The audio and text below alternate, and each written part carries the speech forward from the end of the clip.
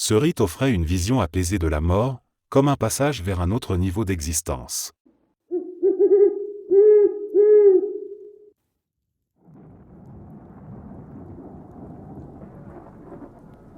Dans les hautes Andes et la profondeur verte de l'Amazonie, les peuples indigènes ont depuis des siècles recours à des plantes sacrées pour franchir les frontières de la conscience ordinaire. San Pedro, un cactus psychotrope riche en mescaline, est vénéré par les Quechua et les peuples andins. Ayahuasca, une liane combinée à des feuilles de chacruna, est la boisson maîtresse de nombreuses traditions amazoniennes, du Pérou au Brésil. Ces plantes ne sont pas considérées comme des drogues ni même comme de simples médecines. Elles sont des entités vivantes, conscientes, enseignantes, appelées parfois abuela ou madre, des esprits féminins puissants qui montrent, enseignent, guérissent, détruisent aussi, si nécessaire. Entrer en contact avec ces plantes se fait rarement seul.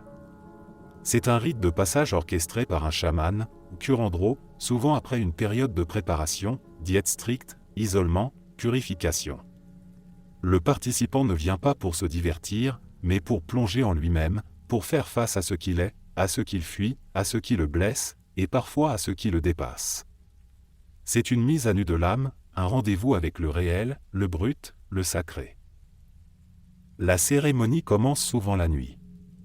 Le feu est allumé, les chants icaros sont lancés, les feuilles de tabac sacré sont brûlées ou mâchées pour ouvrir les voies de perception. Le goût de l'ayahuasca est amer, presque répulsif. La San Pedro est plus douce, mais ses effets sont plus longs, parfois plus subtils. Après ingestion, le corps réagit rapidement. Vertige. Nausée. Purge. La dieta s'exprime d'abord par le vomissement, perçu comme un nettoyage énergétique autant que physique. Ce n'est pas une maladie, mais une extraction de ce que l'âme garde en silence. Puis viennent les visions. Intenses. Sauvages. Mythologiques. La jungle devient une entité vivante. Des serpents apparaissent, des jaguars, des visages, des géométries sacrées. On se voit enfant. On voit des ancêtres. On entre dans des mondes impossibles. Le temps n'existe plus. Le corps disparaît. L'ego tente de résister, puis il se dissout. Cette mort de soi-même est terrifiante pour certains. Euphorique pour d'autres. Mais toujours transformatrice. On en ressort changé, même si l'on ne comprend pas toujours tout de suite pourquoi. Ce passage n'est pas sans risque. La plante montre ce qu'il faut voir, pas ce que l'on veut voir. Elle peut confronter le participant à ses peurs, à ses traumatismes, à ses masques. Certains hurlent. D'autres pleurent pendant des heures. Mais dans cette descente en soi-même, un espace s'ouvre. Un vide fertile. C'est là que la guérison peut se poser. Une parole oubliée. Un pardon. Une vision de l'unité. Un chant que l'on n'avait jamais appris mais qu'on se met soudain à chanter. Un message reçu sans mots, mais plus clair que n'importe quelle phrase. Le lendemain, le lever du soleil est une bénédiction. Le monde semble plus net, plus vivant, comme si la plante avait nettoyé un voile. Mais le plus important se passe après. L'intégration. Ce que la plante a montré doit être digéré, réfléchi, appliqué dans la vie quotidienne. Sinon, le rite reste une belle tempête sans lendemain. Les anciens disent que les plantes ont leur propre conscience. San Pedro est doux mais puissant. Il ouvre le cœur. Il tisse les émotions. Ayahuasca est plus directe. Elle tranche, démonte, reconstruit. Aucune ne ment. Elle ne donne pas ce que l'on demande, mais ce dont on a besoin. C'est pourquoi ces cérémonies ne sont pas des expériences récréatives mais des rites de passage. On y va pour mourir symboliquement, pour faire le deuil de l'ancien soi, et pour revenir avec une lumière nouvelle. Dans un monde moderne saturé d'écrans et de distractions, où la souffrance est médicalisée ou étouffée, ces rites proposent autre chose, un dialogue avec la nature comme miroir de l'âme, une rencontre avec l'invisible, une initiation à la vérité intérieure. Ce n'est pas pour tout le monde. Mais pour ceux qui osent, le retour n'est jamais une simple fin. C'est le début d'une autre façon d'habiter le monde.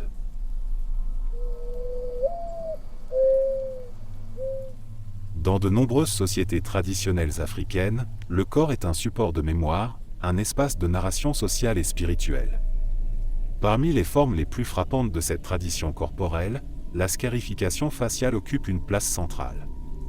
Ce rite, pratiqué depuis des siècles dans des régions telles que le Soudan, le Nigeria, le Bénin ou encore le Burkina Faso, ne se réduit pas à un acte esthétique. Il est chargé d'une signification identitaire, rituelle et symbolique profonde. Pour les peuples concernés, ces marques sont un langage visuel, une déclaration permanente de qui on est, d'où on vient, et ce qu'on représente dans le tissu social. Le processus commence généralement à l'adolescence, parfois même dès l'enfance. Il est souvent lié à un moment de transition, l'entrée dans l'âge adulte, l'acceptation dans un clan, ou la reconnaissance d'un nouveau statut social ou spirituel. Parfois, la scarification est aussi liée à des cycles rituels saisonniers, des funérailles ou des moments de guerre. Mais pour la majorité des cas, il s'agit avant tout d'un rite de passage crucial, une ligne nette entre l'innocence de l'enfance et la responsabilité adulte. La procédure est volontaire, mais la pression sociale est telle que le refus est quasiment impensable. Le rituel se déroule en public, dans un cadre sacré ou symbolique. Un ancien ou un spécialiste, souvent un membre de la caste des forgerons ou un maître de la scarification, exécute les incisions. Il utilise des instruments rudimentaires, lames, pierres aiguisées ou morceaux de verre. Aucune anesthésie n'est utilisée. Le but n'est pas d'éviter la douleur mais de la transcender. La résistance, la dignité et le silence sont attendus de l'initié.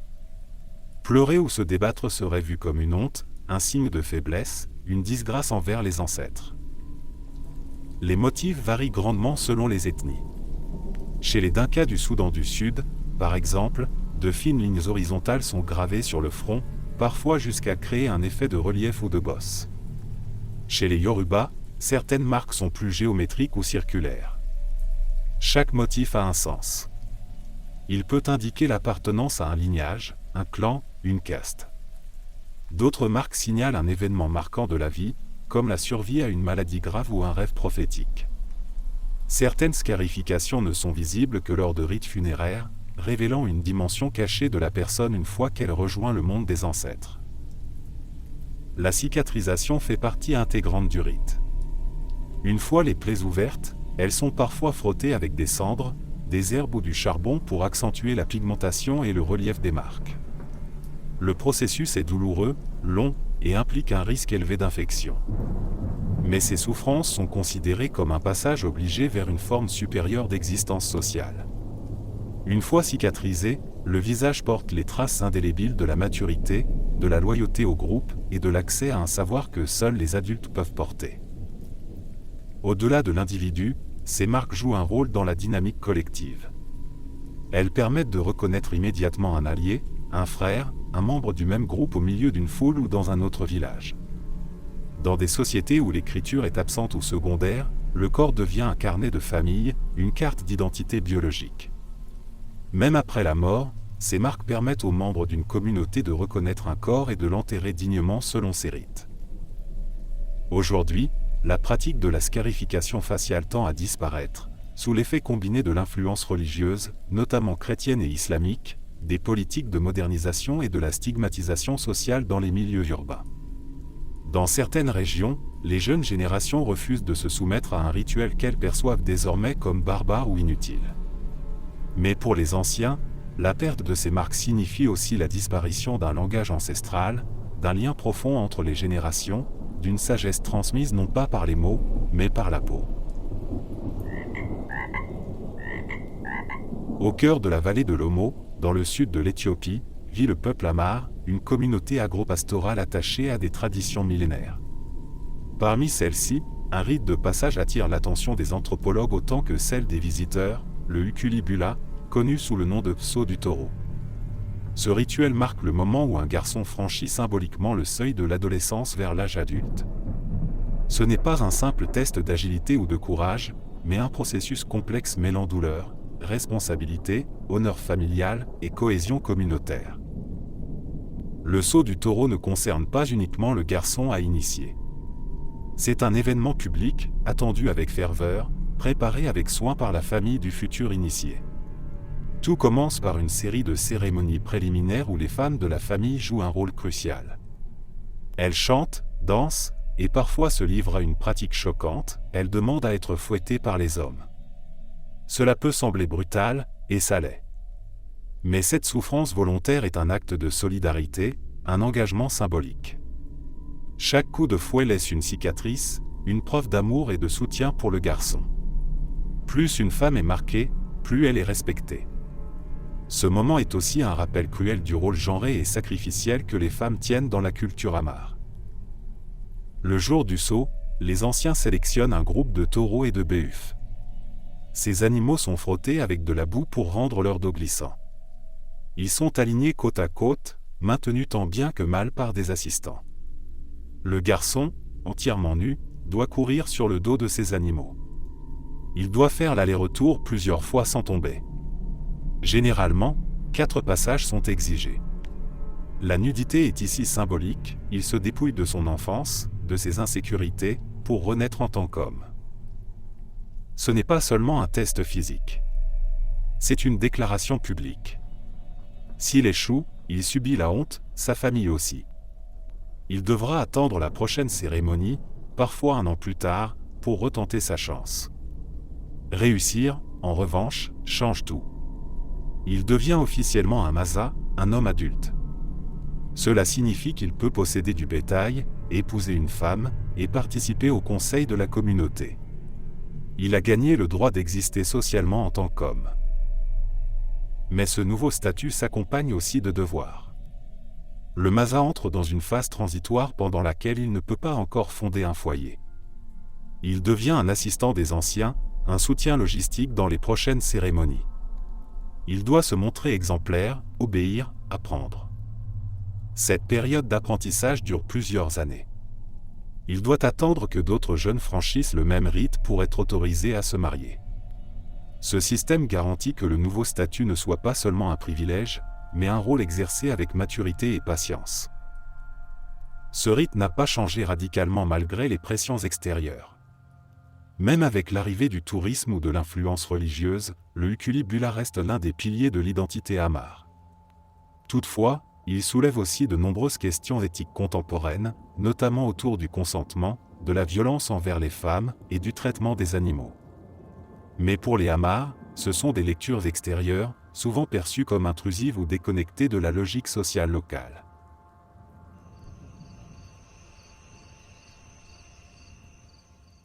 Dans le désert australien, parmi les peuples autochtones du centre et du nord du pays, existe un rite de passage aussi déroutant que sacré. La subincision, un rituel d'initiation masculine, consiste à ouvrir la face inférieure du pénis sur toute sa longueur. Cette incision crée un second méa urinaire et transforme radicalement l'anatomie masculine. À première vue, cela peut paraître brutal, archaïque, voire barbare selon les codes contemporains. Pourtant, dans la cosmologie aborigène, cet acte n'est pas un simple traumatisme corporel. C'est une révélation, un arrachement à l'enfance, un alignement symbolique avec les êtres totémiques et les forces surnaturelles du temps du rêve. Ce rite se déroule au sein d'un espace strictement masculin, généralement éloigné du camp principal. Seuls les hommes initiés peuvent y participer. Le garçon est séparé de sa mère, de ses sœurs, de toutes les figures féminines. Il est entouré des anciens, qui lui transmettent les lois, les histoires sacrées, les chants et les danses totémiques de son groupe. Cette phase d'enseignement dure des jours, parfois des semaines. Ce n'est qu'après cette immersion qu'il est jugé prêt à subir l'épreuve finale. La subincision est pratiquée sans anesthésie, à l'aide de pierres tranchantes, de coquillages ou de lame métallique dans les temps plus récents. L'opération se fait lentement, parfois en plusieurs étapes. Le jeune initié est maintenu en place ou parfois en transe, soutenu par les chants rituels des anciens. Il ne doit pas crier, pleurer, ni montrer de faiblesse. Le sang qui coule n'est pas simplement du sang, c'est un fluide sacré, une offrande à la terre, aux ancêtres, aux entités du temps du rêve. Dans certaines cultures aborigènes, ce sang masculin est vu comme un équivalent du sang menstruel féminin. Ne pouvant donner naissance comme les femmes, les hommes doivent eux aussi verser leur sang pour entrer dans le cycle de la vie et de la continuité cosmique. La subincision crée un changement irréversible. Le garçon n'est plus un enfant. Il est désormais un homme, mais pas simplement au sens biologique. Il est un porteur du savoir, un membre actif du système totémique, un lien vivant entre les vivants et les ancêtres. Ce n'est pas un rite ponctuel, c'est un avant et un après. La douleur, la mutilation et les conséquences à vie deviennent les marques visibles d'une transformation spirituelle. Uriner devient un acte qui demande de s'asseoir ou de prendre des précautions. L'acte sexuel est également transformé, parfois douloureux, mais toujours associé à une forme d'élévation spirituelle. Il est important de noter que ce rite ne concerne pas tous les peuples aborigènes. La subincision est surtout associée à des groupes du désert central comme les Arernt, les Luritja ou les Pitjantjatjara. Elle s'inscrit dans une structure rituelle plus vaste, où plusieurs initiations jalonnent la vie d'un homme. La circoncision peut être la première étape, suivie de la subincision, puis de rituels encore plus ésotériques au fil de l'âge et du statut dans le groupe. Aujourd'hui, la pratique de la subincision a largement décliné, notamment à cause de l'influence chrétienne, des politiques de santé publique et de la répression coloniale. Mais chez certains groupes, elle reste pratiquée dans un cadre strictement culturel, souvent à l'écart des regards extérieurs. Les anciens insistent sur le fait que ce n'est pas une mutilation gratuite, mais un sacrifice volontaire. Un choix d'alignement avec l'ordre cosmique. Une preuve de loyauté envers les ancêtres et de capacité à porter la charge spirituelle du groupe.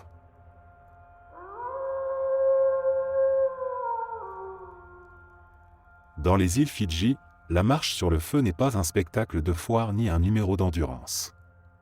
C'est un rite de passage sacré, hérité d'une tradition ancienne et profondément spirituelle. Ce rituel, appelé localement Vilavilervo, est exécuté par certains groupes indigènes, en particulier ceux des îles Beka, prononcés Benga. Ce rite a traversé les siècles comme une cérémonie d'initiation, de purification, de connexion avec les ancêtres et les forces invisibles de l'univers. Il est le reflet d'un rapport au monde où l'homme, la terre et le feu sont unis par un pacte de respect, de courage et de vérité. Le rite se déroule généralement lors de grandes cérémonies communautaires, dans un contexte festif et solennel à la fois. Des jours avant l'événement, un groupe d'hommes se retire pour se préparer mentalement et spirituellement. Ce n'est pas un simple entraînement physique. Il s'agit de jeûner, de méditer, d'entrer en contact avec les esprits tutélaires du clan. Ces esprits, selon la tradition, accordent leur protection à ceux qui se purifient et se présentent devant eux avec foi et respect. Marcher sur le feu sans se brûler n'est possible que si l'on est en paix avec soi-même et aligné avec les forces invisibles de la nature. Le jour de la cérémonie, un grand lit de pierre volcanique est disposé au-dessus d'un feu intense pendant plusieurs heures. Une fois les pierres incandescentes, elles sont aplaties à l'aide de longues branches et de bâtons. La surface rougeoyante s'étale sur plusieurs mètres. La chaleur est suffocante. La simple proximité du brasier donne une idée de l'intensité du défi.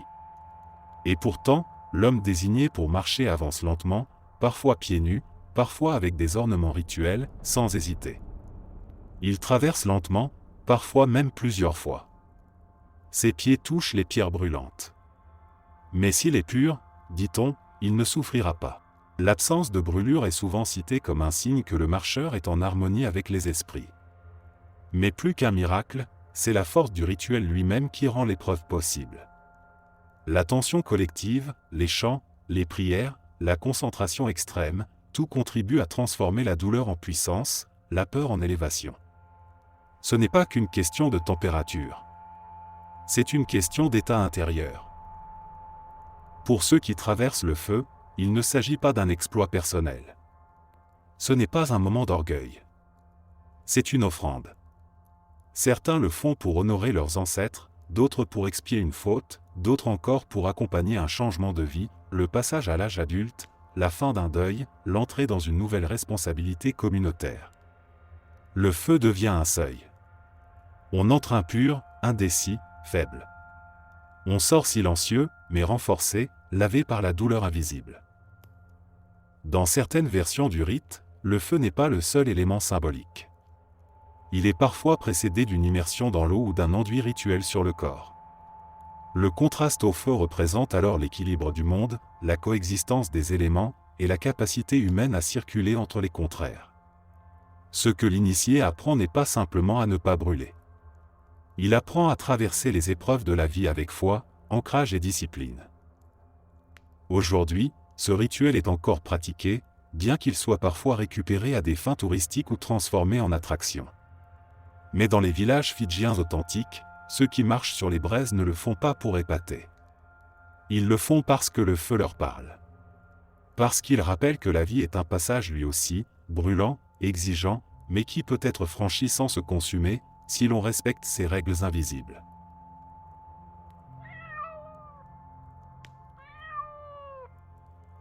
Au cœur de la civilisation grecque antique, dans la ville sacrée d'Éleusis, à une vingtaine de kilomètres d'Athènes, se déroulait un rite de passage spirituel unique, connu sous le nom de mystère d'Éleusis.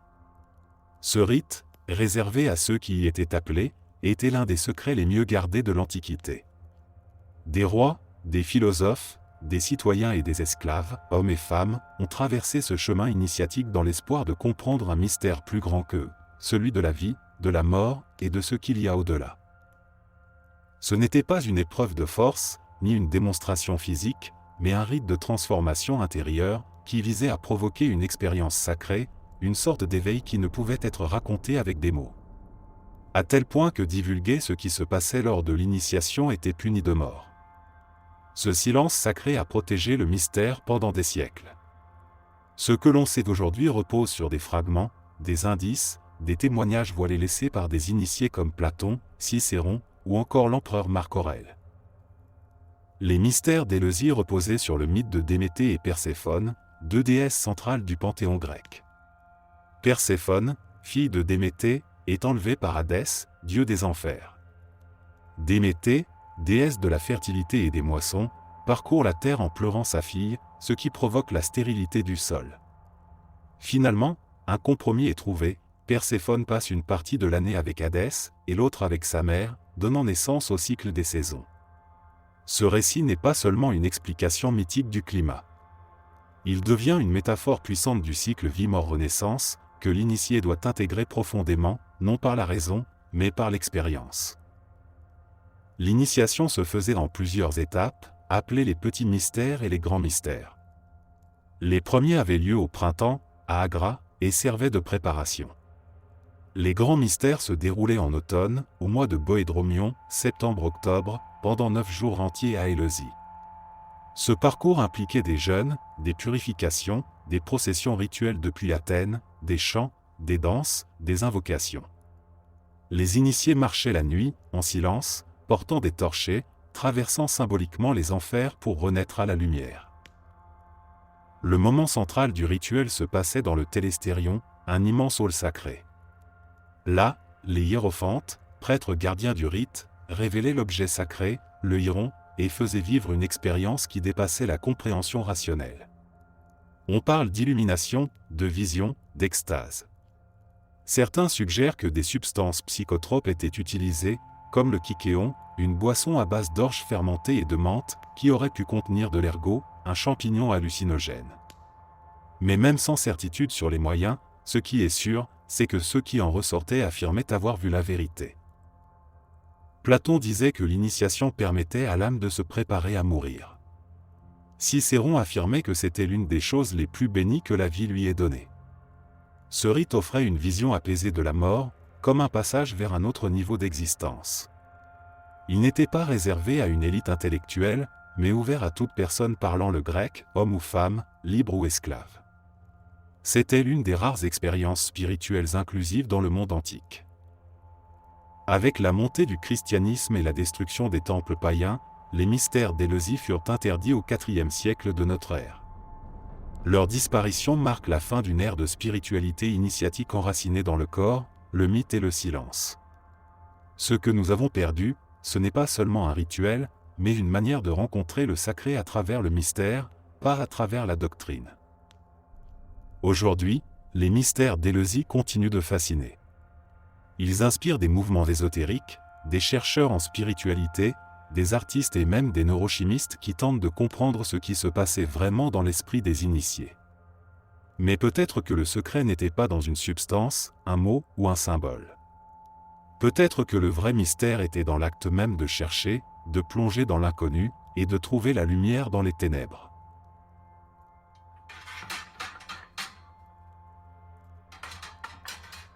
La tradition rosicrucienne, née officiellement au XVIIe siècle mais prétendant des racines beaucoup plus anciennes, se présente comme une voie initiatique fondée sur l'alchimie intérieure, le symbolisme, la sagesse antique et l'étude des lois spirituelles de l'univers. Ce n'est pas une religion, mais un chemin ésotérique, un système d'éveil progressif de la conscience. Ce qui fait la spécificité du rite rosicrucien, c'est qu'il ne repose pas sur la violence du corps ou la possession par des entités, mais sur la mise en scène du voyage de l'âme à travers les ténèbres vers la lumière. Entrer dans la voie rosicrucienne implique d'abord un appel intérieur. On ne recrute pas un rosicrucien. Il se sent appelé. Une soif de connaissance, un malaise existentiel, une intuition qu'il existe plus que ce que le monde matériel laisse percevoir. L'initiation marque la première réponse à cet appel. Elle ne se fait pas en public. Elle se déroule dans un temple symbolique, un lieu physique ou mental strictement codifié. L'espace est sacralisé par les couleurs, les formes, les objets, les positions des membres, les sons. Tout a une signification. Rien n'est laissé au hasard. Lors de cette première initiation, le candidat traverse une séquence rituelle dans laquelle il est mis symboliquement à mort. Non pas physiquement, mais par la mise en scène d'un enterrement, on l'aveugle, souvent par un bandeau, on le dépouille de ses objets personnels, il est conduit à travers des couloirs sombres, parfois mis à genoux, confronté au silence ou à des questions existentielles. On lui lit des textes mystérieux, issus des mythes anciens, d'Hermès Trismégiste ou de la Kabbale. Il entend parfois une voix inconnue, symbolisant la conscience supérieure. Puis vient la renaissance. On lui retire le bandeau. Il découvre la lumière, un cercle d'initiés, parfois un miroir, pour se voir tel qu'il est devenu. À ce moment, on ne lui donne pas une vérité à croire, mais des symboles à méditer. Une rose, une croix, une étoile, un mot. Car le but de la tradition rosicrucienne n'est pas d'imposer une croyance, mais de susciter un processus intérieur d'éveil, par le langage du symbole, du mythe et de la discipline personnelle. Ce premier rite ouvre la porte à un parcours long et progressif, divisé en degrés initiatiques, chacun lié à un aspect de l'être, physique, émotionnel, mental, spirituel. L'initié devient un chercheur. Il étudie les lois de la nature, l'histoire cachée des civilisations, l'astronomie, l'harmonie des sons, les nombres sacrés. Il médite. Il pratique parfois l'alchimie symbolique, transformer le plomb de l'ego en or de l'esprit. Chaque degré est validé par une épreuve, un enseignement, une compréhension nouvelle. Mais rien n'est spectaculaire. Tout est discret, lent, intérieur. L'initié est appelé à devenir un être équilibré, capable de rayonner dans le monde sans domination, sans prosélytisme, mais avec lucidité, bienveillance et une conscience élargie. Il apprend que les forces invisibles ne sont pas surnaturelles, mais naturelles et subtiles. Il comprend que l'univers est un livre vivant, et que la vraie lecture ne se fait pas avec les yeux, mais avec l'âme. Dans certaines traditions rosicruciennes, des rituels plus avancés incluent des mises en scène alchimiques, des voyages symboliques dans les sphères planétaires, des rencontres avec des archétypes, des silences très longs, ou des cérémonies de mort initiatique qui marquent le passage vers des états supérieurs de compréhension. À chaque étape, le même schéma revient, confrontation au chaos, traversée du doute, illumination par l'intérieur.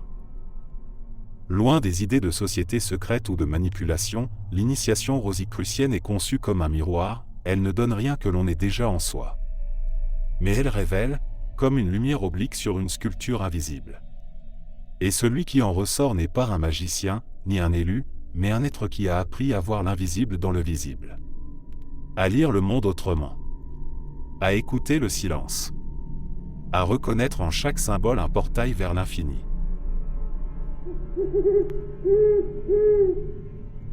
Dans les plaines glacées de Sibérie, dans les forêts du Touva, de la Bouriatie ou du pays évenque, les chamans ne choisissent pas de le devenir.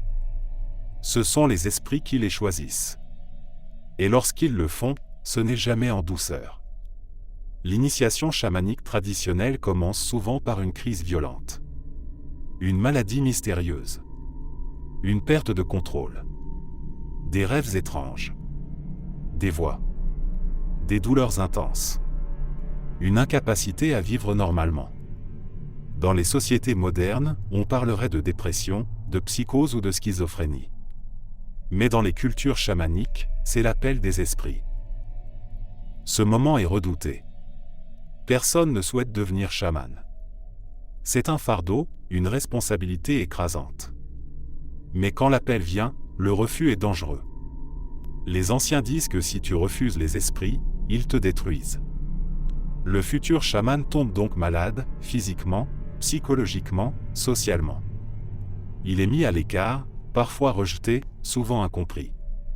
Cette période peut durer des mois ou des années. Il n'y a pas de manuel, pas d'étape fixe. Tout dépend des esprits. Durant cette phase, l'initié commence à rêver.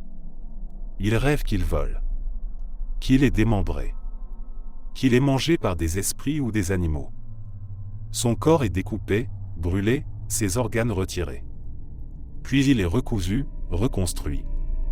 Ce rêve, appelé rêve de démembrement, est au cœur du processus. C'est la mort symbolique de l'ancien moi, l'anéantissement de l'ego. Il ne s'agit pas de métaphore, l'initié ressent tout comme si c'était réel. Les os brisés, le cœur arraché, le feu dans le ventre. C'est une descente au fond du monde invisible. Puis viennent les visions. L'initié rencontre ses futurs valliers, animaux, ancêtres, maîtres esprits. Il apprend leur langue. Il entend leur musique. Il reçoit des objets sacrés, des mots de pouvoir, des chants. Personne ne les lui enseigne. Ce savoir vient d'un autre monde. Le chaman est formé de l'intérieur, par l'invisible. Il apprend à voyager entre les mondes, à sortir de son corps, à soigner avec des sons, des souffles, des battements de tambour. Il apprend à voir l'âme des choses. Parfois, un chaman expérimenté reconnaît l'appel chez un autre et l'aide à traverser la crise. Il agit comme un guide. Mais il ne transmet pas le pouvoir. Il aide seulement à survivre à la transformation. Le vrai maître est invisible. Les esprits enseignent dans les rêves, dans les douleurs, dans les silences. Une fois la crise traversée, l'initié revient changé. Il n'est plus un homme ou une femme ordinaire. Il porte en lui la mémoire d'une mort et le lien permanent avec l'invisible. Il peut désormais dialoguer avec les esprits pour guérir, pour guider les âmes des morts, pour rétablir l'équilibre dans la communauté. Il devient un pont entre les mondes. Mais ce rôle est dangereux. Le chaman sibérien vit souvent en marge. Il est respecté, parfois craint. Il peut guérir, mais aussi maudire. Il porte le chaos, la lumière et l'ombre. Il ne guérit jamais gratuitement, chaque rituel est un combat. Il doit voyager, affronter les forces destructrices, et revenir. Rien n'est jamais acquis. Dans ce contexte, l'initiation n'est pas un événement ponctuel. C'est un processus initiatique permanent, un dialogue ininterrompu avec des forces immenses. Il n'y a pas de diplôme, pas de titre officiel. Un chaman ne se déclare pas. Il est reconnu par les esprits, par les signes, par les effets de sa pratique. Et parfois, il meurt jeune, usé par les mondes qu'il traverse sans cesse.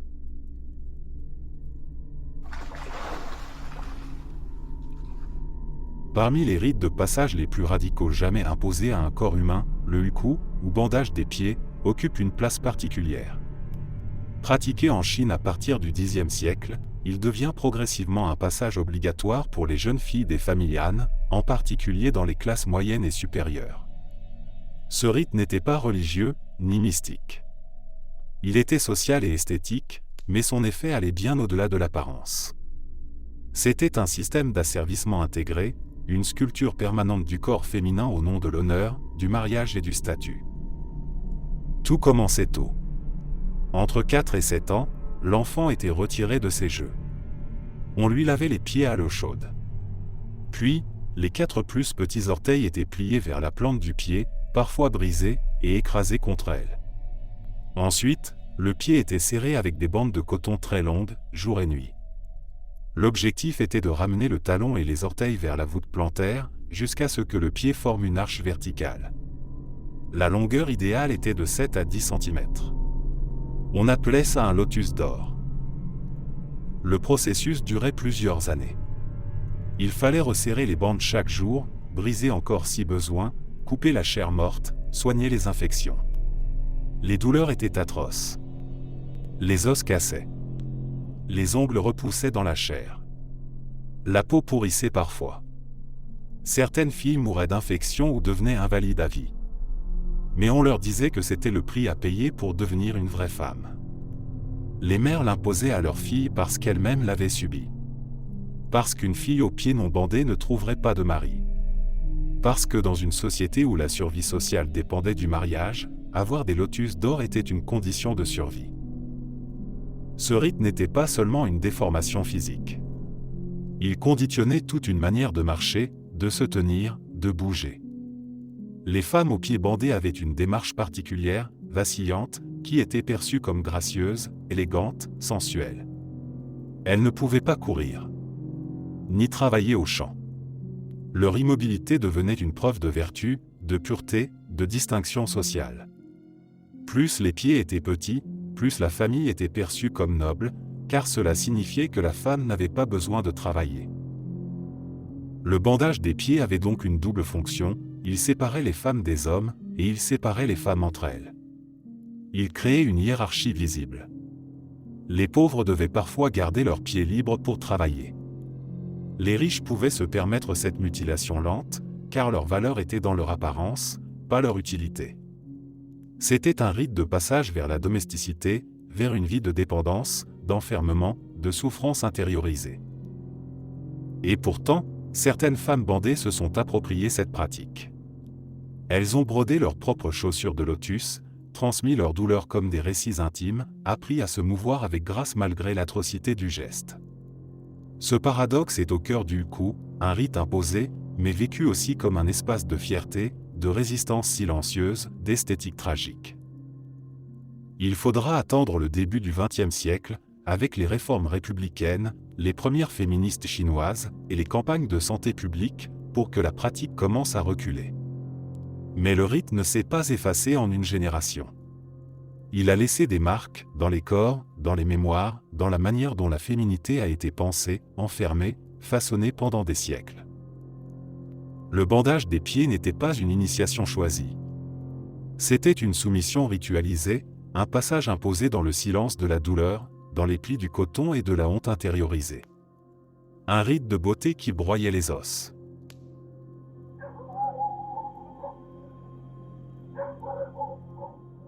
Dans les rues de Phuket, en Thaïlande, chaque année à la fin du 9e mois lunaire, un spectacle à la fois terrifiant et sacré envahit la ville, le festival des 9 dieux empereurs.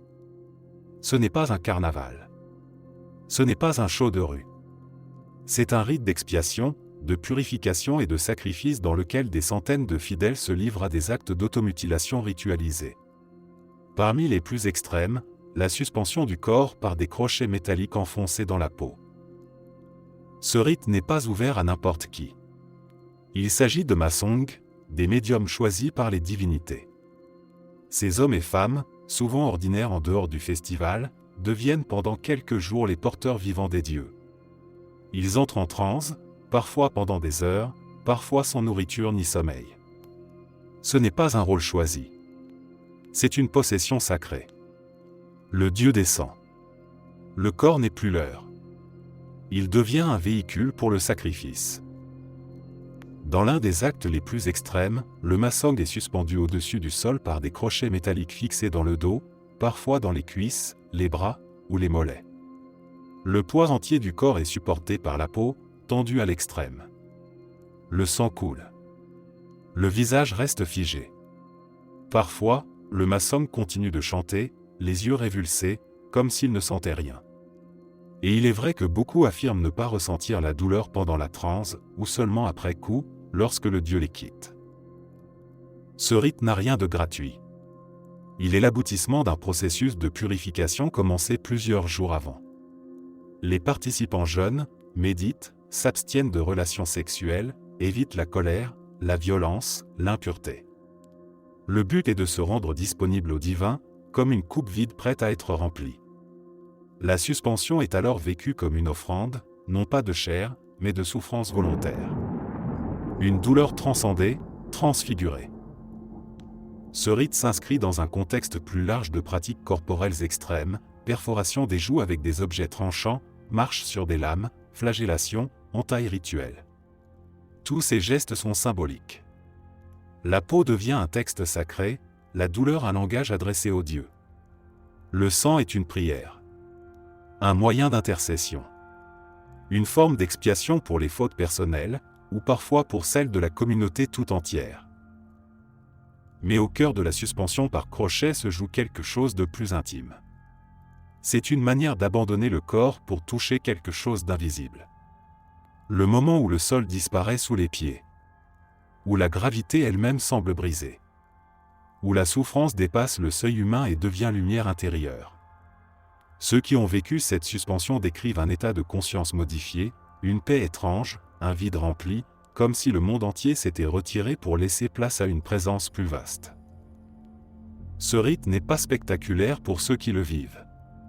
Il est profondément personnel. Le public assiste. Il respecte.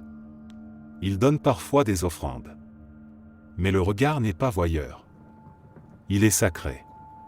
Car tous savent que ce qui se passe n'est pas de l'ordre du théâtre, mais du rituel d'effacement du moi. Une danse entre douleur, foi et transcendance.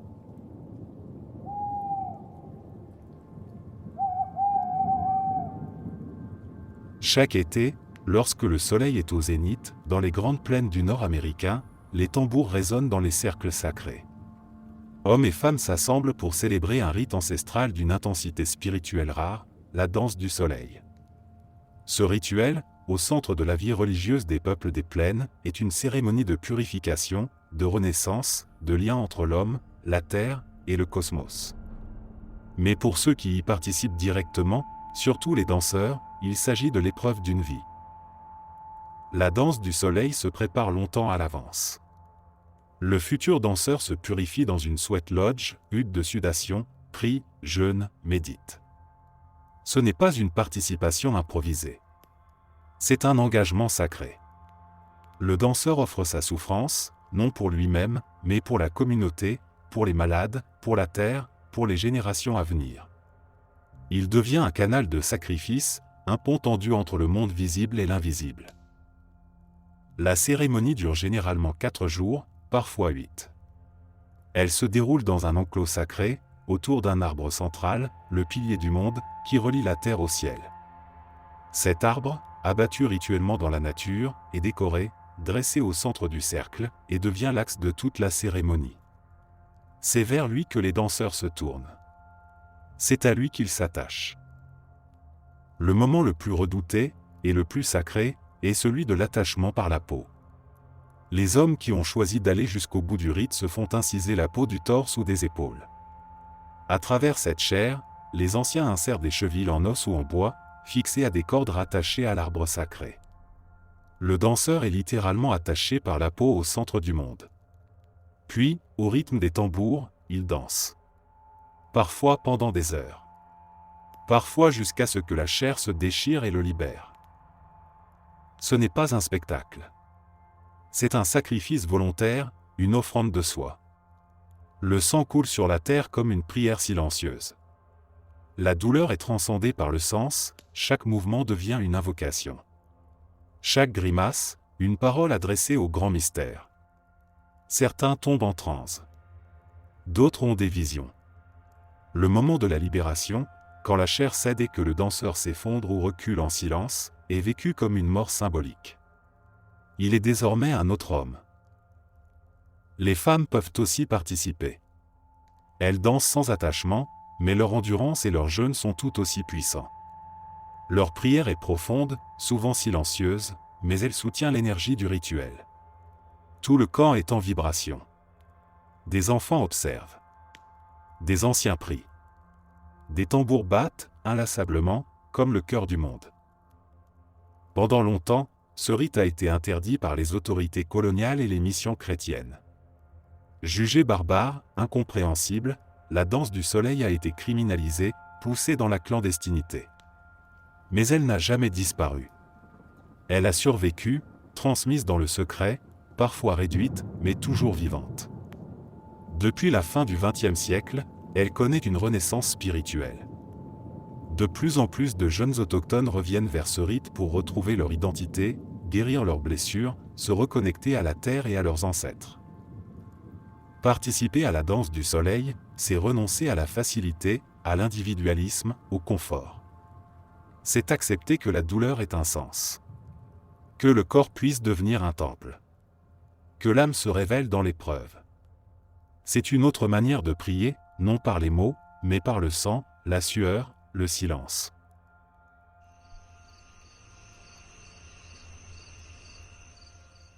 Il existe peu de rites de passage sur Terre qui égalent en intensité, en durée et en brutalité celui des Satremawe. Ce peuple autochtone d'Amazonie ne considère pas qu'on devient un homme par la force d'une seule épreuve. Non. Pour qu'un garçon soit reconnu comme adulte, il doit traverser 20 cérémonies différentes, espacées sur des mois, voire des années. Chacune d'elles implique le port de gants remplis de fourmis Paraponera clavata, surnommées fourmis balles pour la violence de leurs piqûres, comparée à celle d'un projectile tiré à bout portant. Mais ce n'est pas la répétition mécanique de la même douleur. C'est un chemin de transformation, une spirale initiatique. Chaque passage est censé renforcer non seulement le corps, mais aussi l'esprit, la volonté, le lien avec les ancêtres, avec la forêt, avec la mémoire collective. Les gants sont fabriqués à la main. Les fourmis sont d'abord endormies à l'aide d'un mélange de feuilles anesthésiantes. Puis elles sont cousues dans les gants, aiguillons vers l'intérieur. Lorsque les fourmis se réveillent, elles sont furieuses. Leur seule envie, piquer. Et elles le font. Par dizaines. Simultanément. Chaque piqûre libère une neurotoxine appelée ponratoxine, qui paralyse les terminaisons nerveuses et provoque une douleur brûlante, pulsatile, insoutenable, qui peut durer jusqu'à 24 heures. Le garçon glisse ses mains dans les gants et doit danser pendant plusieurs minutes. Il est observé par les anciens.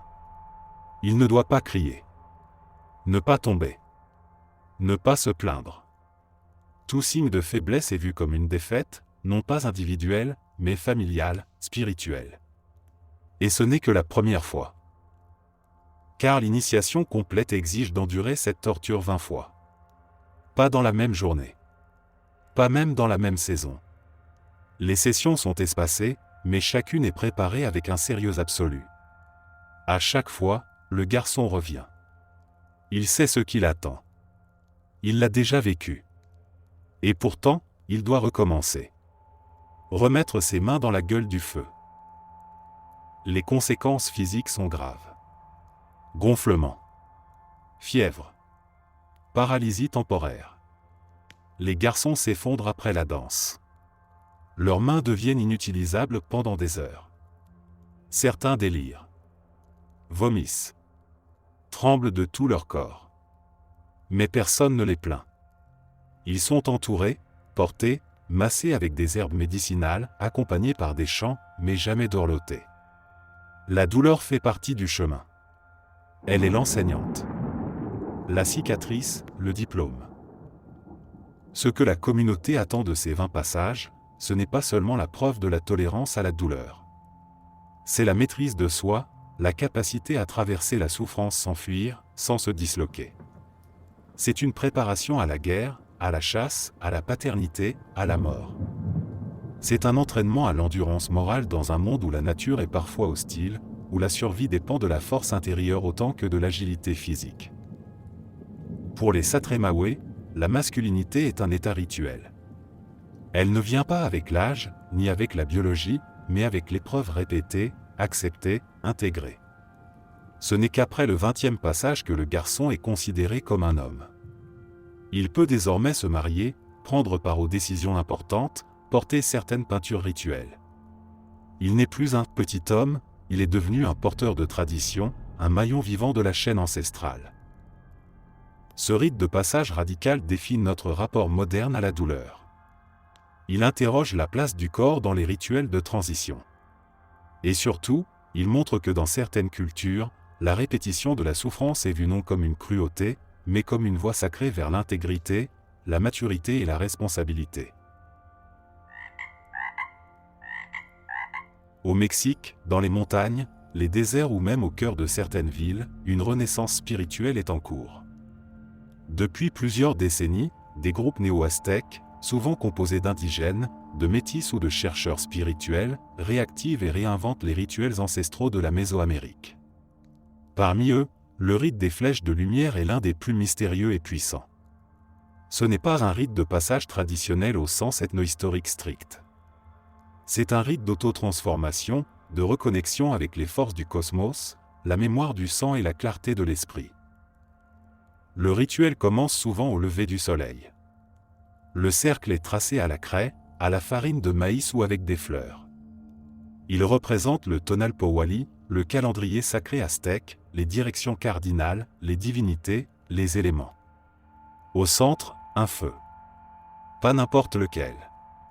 Un feu dressé comme un cœur cosmique, nourri de copal, d'offrandes végétales et de prières.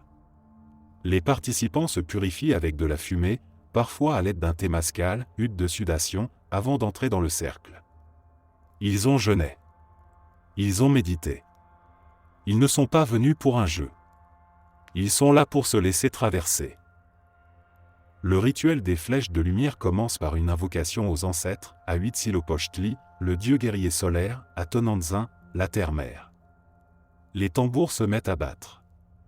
Les conques marines résonnent. Les chants s'élèvent, en nahuatl ou en espagnol. Puis, au moment culminant, un ou plusieurs officiants s'avancent avec des flèches rituelles, longues, fines, sculptées, décorées de plumes et de symboles sacrés. Ces flèches ne sont pas tirées au sens martial. Elles sont pointées vers le cœur, la tête ou l'abdomen de l'initié, dans une posture d'intention extrême.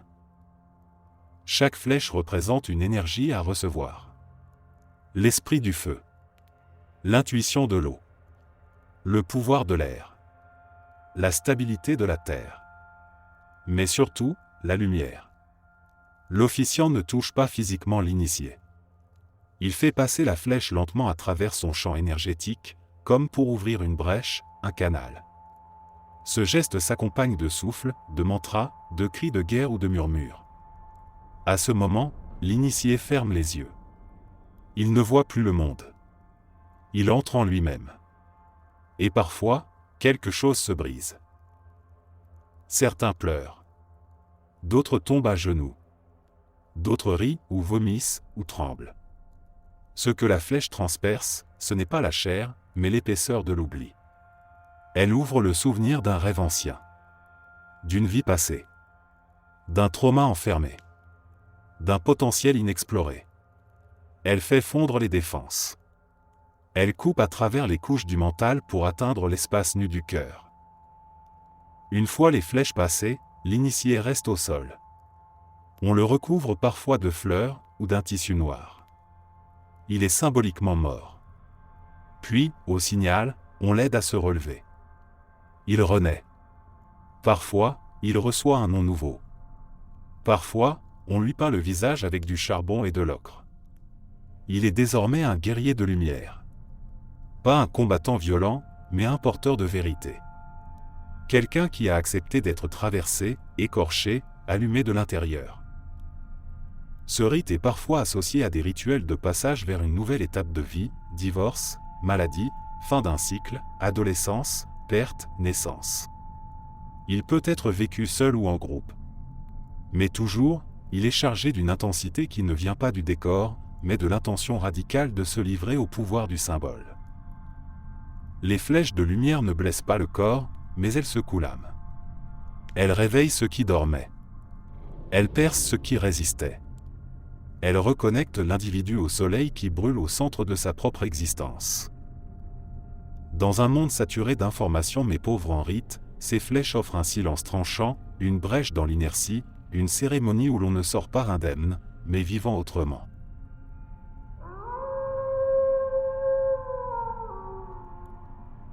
Dans la tradition gnostique, qui s'étend de l'Égypte hellénistique au mystique moderne, le monde matériel est vu comme une prison, un reflet déformé d'une réalité invisible, lumineuse, éternelle. L'homme y est un étranger. Son âme est une étincelle divine tombée dans la matière. Le but de la vie n'est donc pas d'obéir à des règles morales figées, mais de se souvenir de ce que l'on est vraiment, un être de lumière, un fragment du divin, piégé dans l'oubli. Le baptême gnostique n'est pas un simple rite d'appartenance. C'est un choc initiatique, un acte de rupture radicale avec le monde des illusions. Ce rite est souvent précédé d'une longue préparation. L'initié ne se présente pas simplement parce qu'il croit. Il vient parce qu'il a cherché, douté, souffert, vécu les limites du monde physique et senti en lui l'appel du vrai. Il a lu, prié, médité, déconstruit ses certitudes. Le baptême vient alors comme une plongée symbolique dans l'océan primordial, celui de la conscience pure, antérieure à l'ego, au langage, à la séparation. La cérémonie peut varier selon les traditions, valentiniennes, manichéennes, cathares ou néognostiques contemporains, mais elle suit un schéma similaire, immersion dans l'eau ou aspersion rituelle, parfois accompagnée d'huile sacrée, de sel, de feu symbolique. L'eau représente ici la matrice de la connaissance, le fluide d'avant la forme. On ne lave pas un péché. On dissout une illusion. Le moment le plus fort du baptême est souvent silencieux. L'initié est conduit dans une pièce sombre ou dans un espace clos. Il ferme les yeux. Il entre en lui-même.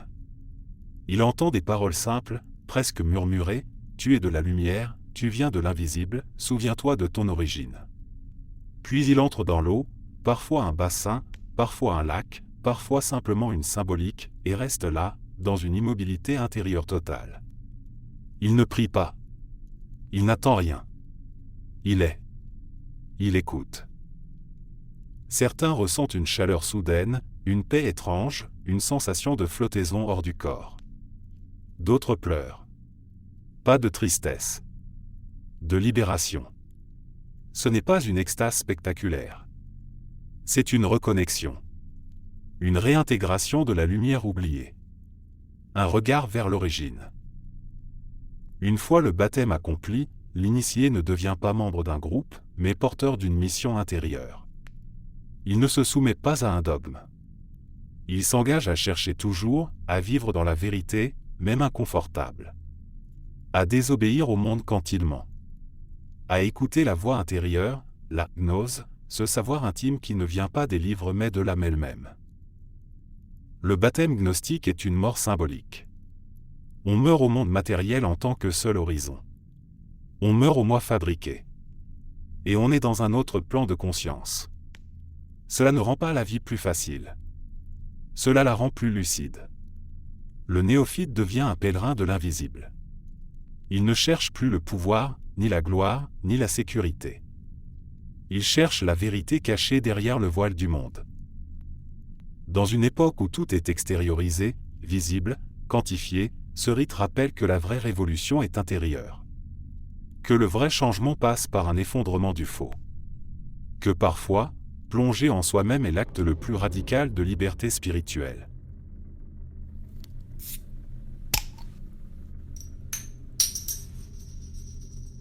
Dans l'immensité de l'Inde spirituelle, où se croisent des milliers de dieux, de chemins et de philosophies, un des rites les plus silencieux est aussi l'un des plus puissants.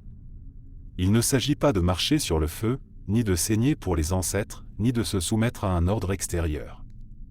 Il s'agit de renoncer à tout, y compris à la parole, dans une démarche appelée sannyasa.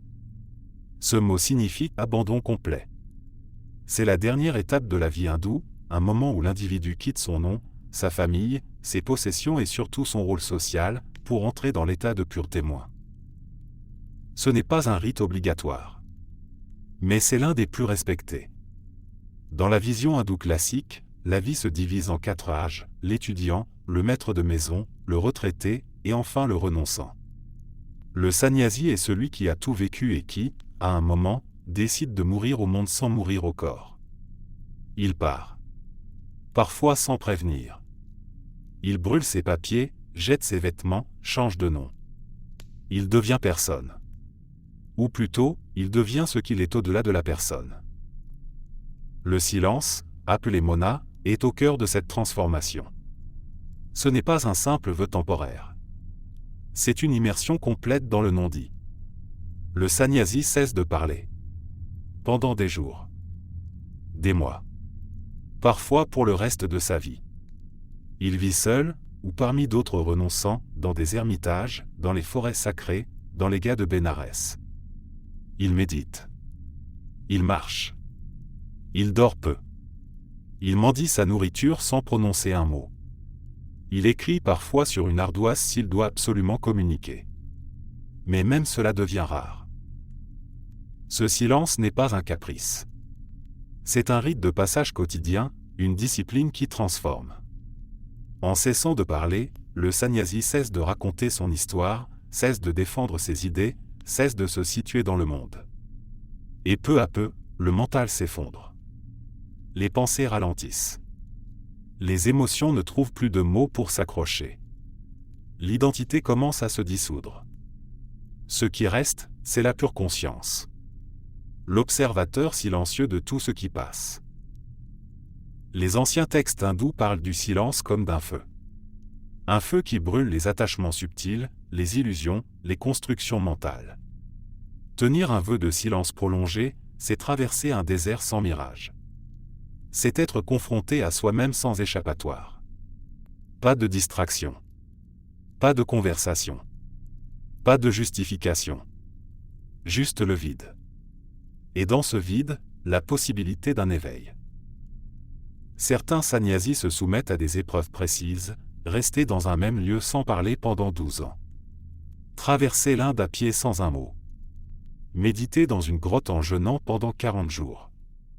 Mais tous ont en commun une chose, le refus de participer à l'agitation du monde. Leur silence devient une protestation contre le bruit de l'ego, une prière vivante, une offrande invisible. Dans la tradition hindoue, ce silence n'est pas une absence. Il est présence pure. On dit que les grands sages, Ramana Maharshi, Nisargadatta, les maîtres du Vedanta, n'enseignaient pas par des discours, mais par leur simple silence. Ce silence devenait une vibration, un enseignement vivant. Un regard, un geste, une présence, suffisaient à éveiller les autres. Le rite du silence dans le sannyasa est donc plus qu'un vœu.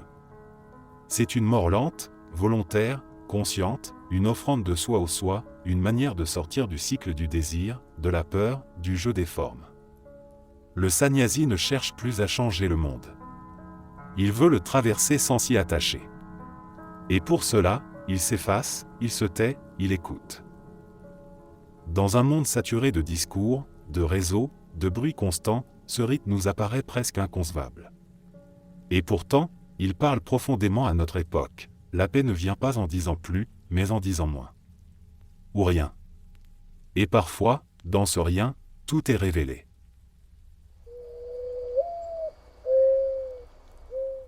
Dans une salle nue, parfois éclairée par une ampoule unique ou des bougies, des dizaines de corps s'agitent, tremblent, hurlent. Des chants montent, les tambours grondent, les voix priantes deviennent des cris. Au milieu, un jeune homme ou une jeune femme est à genoux. Ils vomissent. Ils pleurent. Ils sont saisis de spasmes. Ils ne savent plus qui ils sont. Et pourtant, ce moment est sacré. Il marque leur passage d'un état impur à une vie consacrée. Dans ces églises africaines aux rituels syncrétiques, l'exorcisme n'est pas une punition. C'est une naissance. Ces églises, comme les églises du prophète, les églises du Saint-Esprit, les kimbanguistes ou les célestes, ont en commun d'avoir reconstruit le christianisme sur un socle profondément africain. Le monde est peuplé d'esprits, bons ou mauvais, visibles ou invisibles, qui interfèrent avec la vie humaine. On ne devient pas simplement croyant par une profession de foi. Il faut être nettoyé, vidé, purgé, reformaté de l'intérieur. Et pour cela, il faut passer par l'épreuve du feu d'invisible, l'exorcisme. Ce rite est souvent imposé aux nouveaux fidèles avant leur baptême ou leur entrée dans une communauté spirituelle. Il peut durer des heures, parfois plusieurs jours. Le futur initié est amené devant l'autel, entouré de pasteurs, de prophètes, de diacres. Des prières en langue, des versets bibliques scandés à haute voix, des incantations héritées des traditions ancestrales sont récitées autour de lui. On l'asperge d'eau bénite. On le fait boire une décoction de plantes purificatrices. On impose les mains. On frappe parfois symboliquement le sol avec un bâton pour chasser les esprits. Le corps commence à réagir. Il se débat. Il tombe. Il convulse. Ce n'est pas toujours une mise en scène. C'est un phénomène réel, souvent incontrôlable. L'initié entre dans une transe extatique, perçue comme un moment de confrontation avec les entités logées en lui, esprit d'ancêtre, sorcellerie, traumatisme, blocage émotionnel, péché refoulé. Tout ce qui était caché remonte à la surface. Le corps devient le champ de bataille du spirituel. Ce moment est vu comme nécessaire. La souffrance, la honte passagère, la nudité psychique ne sont pas considérées comme des humiliations mais comme un passage obligé vers la purification. Dans certaines variantes plus dures, l'initié est tenu à l'écart pendant des jours, privé de nourriture, de sommeil et exposé à des prières continues. Il ne doit plus résister. Il doit lâcher, laisser l'Esprit Saint entrer et expulser les impuretés. Parfois, il perd connaissance. Il se réveille dans les bras d'un prophète qui lui dit « C'est fini. Tu es libre maintenant ». Ce rite peut aussi comporter un second moment, la réception d'un esprit guide, qui n'est pas un esprit mauvais, mais un esprit protecteur, prophétique, un don spirituel transmis par l'Esprit Saint ou par les ancêtres bénis. L'initié, après la purge, devient canal. Il commence à avoir des rêves. Il peut parler en langue. Il devient voyant, guérisseur, prédicateur. Le feu qu'il a traversé ne s'éteint pas, il devient lumière intérieure. Dans certaines communautés, cet exorcisme marque aussi l'entrée dans un ministère. Il est le préalable à toute responsabilité spirituelle. On ne peut pas guider les autres si on n'a pas été soi-même vidé, confronté à l'obscurité intérieure. C'est un rite de dépouillement, comparable à la nuit obscure des mystiques chrétiens, mais vécu de manière collective, physique, bruyante, terrifiante parfois. Ce rite interroge notre conception moderne de la guérison. Là où le monde médical cherche des causes biologiques, ici on cherche des causes spirituelles. Là où la psychologie parle de trauma, ici on parle de malédiction. Mais au fond, le processus est le même, faire remonter à la surface ce qui ronge dans le silence, et le libérer par un geste rituel.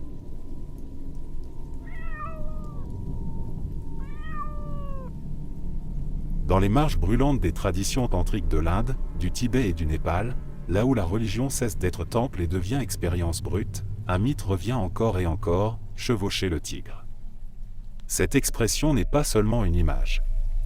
C'est une voie initiatique réelle, parfois vécue littéralement, parfois symboliquement, mais toujours de manière radicale. Elle désigne l'acte de monter volontairement sur les forces les plus dangereuses de son être, le désir, la colère, la peur, l'ego et de les dompter sans les fuir. Le tantrisme, à la différence de la plupart des voies religieuses, ne rejette pas les pulsions. Il ne demande pas de s'en libérer par l'ascèse, mais de les affronter, de les traverser, de les transformer. Le tigre représente cette force primordiale, indomptable, vorace. Chevaucher le tigre, c'est entrer dans un rituel où l'on se met volontairement en contact avec ce qui menace de nous détruire, dans l'espoir de le sublimer.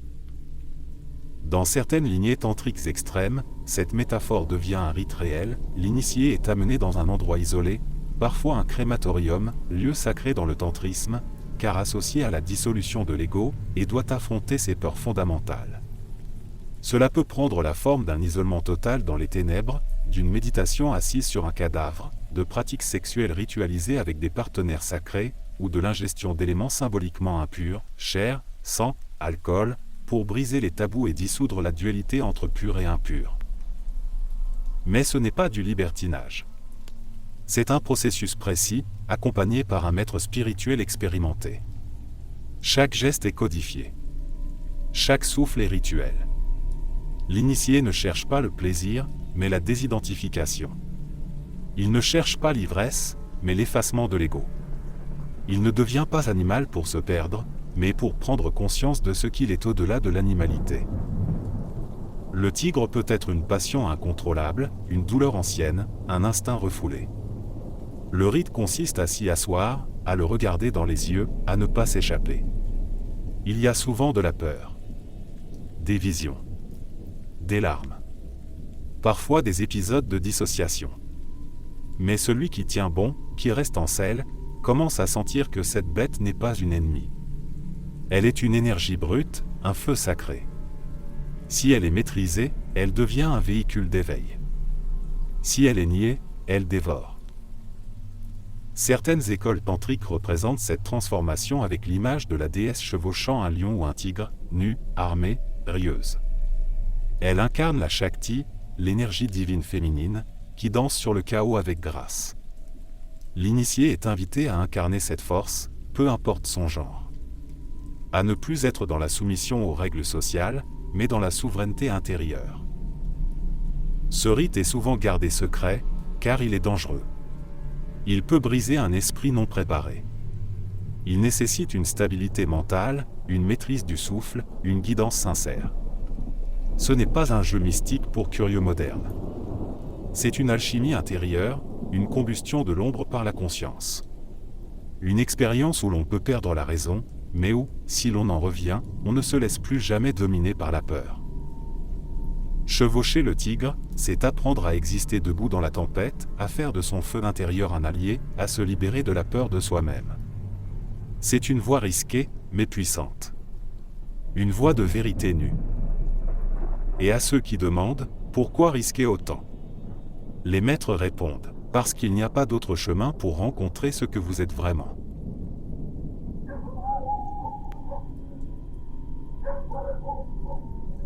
Dans les hautes plaines et les forêts du Nord américain, il existe un rite de passage où l'on ne souffre pas par la lame, ni par le feu, ni par le poison. On souffre par le vide. La solitude. La faim. Le froid. Le ciel. C'est un rite où rien ne se passe, jusqu'à ce que tout se révèle. On l'appelle Vision Quest en anglais, ou Amblecheyapi en langue lakota, pleurer pour une vision. Ce rite est l'un des plus anciens et des plus sacrés des peuples des plaines. Il ne s'improvise pas. Il n'est pas un défi, ni un exploit spirituel. C'est une offrande volontaire de soi aux puissances invisibles. Aux esprits, aux ancêtres, aux grands mystères. On y va pour demander de l'aide, pour chercher un sens, pour recevoir une mission. On y va souvent au moment d'une grande transition, adolescence, deuil, choix de vie, perte d'identité, appel intérieur. La quête commence par une purification dans une sweat lodge. La hutte de sudation. Là, le corps est lavé par la vapeur, les prières, les chants, les tambours. Le cœur s'ouvre. On demande aux esprits de venir. Puis, le Amblecha commence, l'initié est conduit seul vers un lieu retiré dans la nature, un sommet, un rocher, un plateau. Il y reste seul, sans nourriture, sans eau, parfois sans abri, pendant 1 à 4 jours. Il n'a pas le droit de quitter le cercle de pierre qui entoure sa zone de veille. Il ne doit pas parler. Il ne dort presque pas. Il prie, chante, pleure, appelle. Et il attend. Ce n'est pas une attente passive. C'est une tension sacrée. Il écoute les sons de la nuit. Il parle aux étoiles. Il sent le vent comme une main sur sa peau. Il vit sans filtre. Chaque insecte, chaque souffle, chaque hallucination devient un message possible. Et parfois, une vision arrive. Ce peut être un animal. Un ancêtre. Une scène étrange. Un rêve éveillé. Ce n'est pas toujours spectaculaire. Parfois, c'est une simple sensation, une parole, une présence invisible. Mais l'initié sait quand c'est réel. Car tout en lui change. Il ne s'agit pas d'imaginer, mais de recevoir. Et cette vision devient le fil conducteur de son existence. Elle peut révéler un nom sacré. Une vocation. Un pouvoir de guérison. Un message pour le peuple. Ou simplement une direction à suivre. Lorsque la quête est terminée, l'initié est ramené au camp. Il est faible, amaigri, silencieux. On l'entoure. On le réintègre. Puis il partage sa vision avec un ancien, un homme médecine, un porteur de calumet. Ce dernier l'aide à interpréter. Car la vision est un langage symbolique. Elle n'est pas donnée pour être admirée. Elle est donnée pour être vivie, concrétisée. C'est un pacte entre l'initié et les forces invisibles. Ce rite ne concerne pas seulement l'individu. Il est vécu pour le peuple tout entier. Celui qui reçoit une vision devient un pilier spirituel. Il peut devenir guerrier, chanteur sacré, guérisseur, veilleur. Sa vision n'est pas sa propriété. C'est un message confié à la communauté à travers lui. Ce qui rend ce rite si puissant, c'est sa simplicité extrême. Aucun artifice. Aucun objet. Aucun maître qui guide pas à pas. Seulement la nature, le silence, la présence et l'appel intérieur. Dans une culture obsédée par la parole, l'agitation et la gratification immédiate, la quête de vision est une provocation radicale. Se taire, s'arrêter, et oser poser la question à l'univers sans savoir ce qu'il répondra. Et il arrive qu'il ne réponde pas. Mais même cela, dit-on, est une réponse. Ce rite de passage est un dépouillement. Une rencontre. Un miroir tendu par la montagne, par le vent, par les rêves. Et ceux qui en reviennent savent qu'ils ne sont plus seuls. Ils ont vu. Ils ont entendu. Ils portent désormais une lumière fragile, mais inextinguible.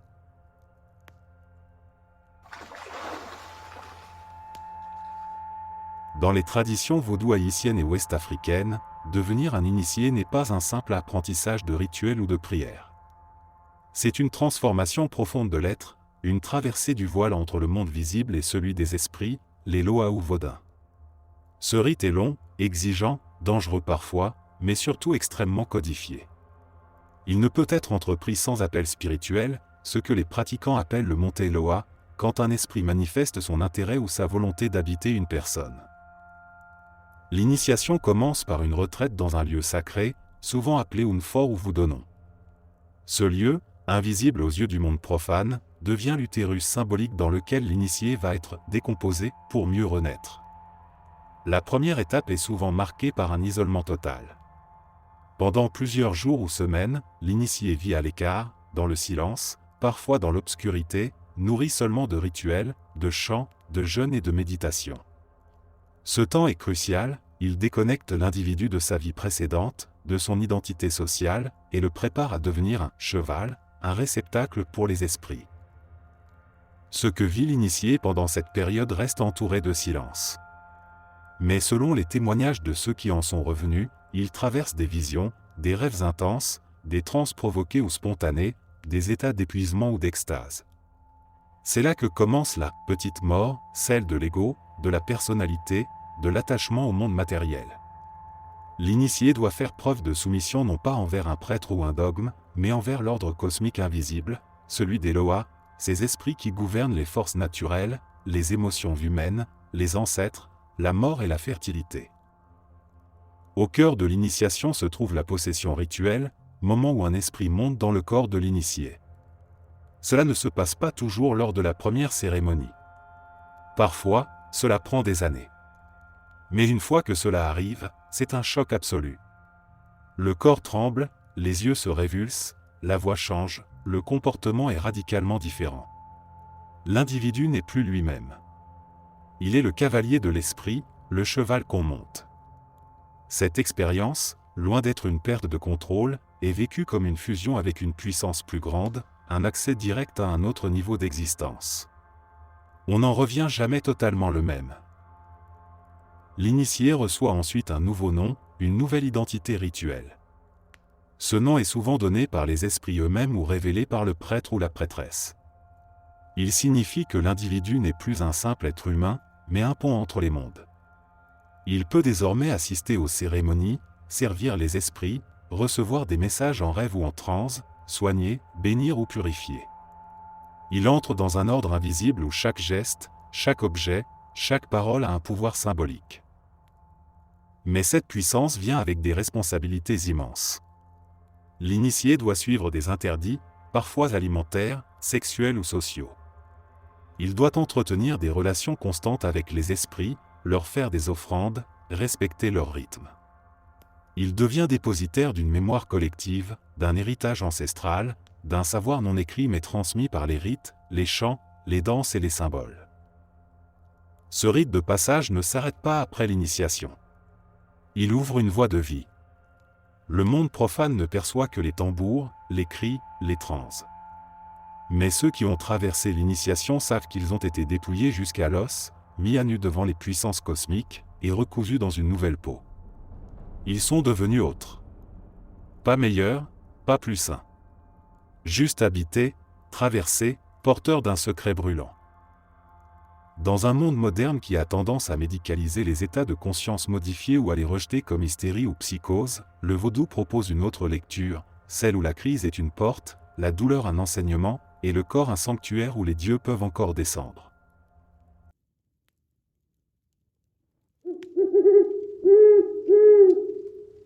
Merci d'être resté jusqu'à la fin. N'oubliez pas d'aimer la vidéo, de vous abonner et de partager vos propres histoires en commentaire. On se retrouve demain à la même heure devant ce feu.